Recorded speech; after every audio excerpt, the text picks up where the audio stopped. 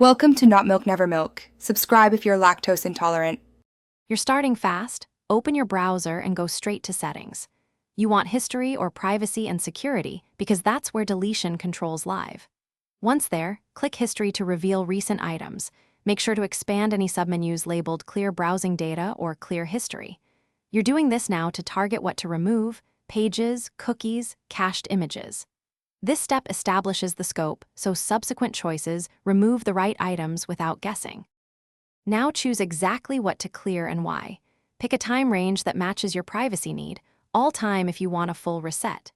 Check browsing history to remove visited URLs, cookies to sign out of sites, and cached images to free space and remove stored page copies. If you need deeper removal, open advanced options for saved passwords or autofill. Be cautious, because removing those is permanent unless backed up. Once you've selected items, you're ready to execute the deletion. Click Clear Data or Delete Now to execute the cleanup. The browser will remove the selected items. After it finishes, restart the browser to ensure caches and sessions reset.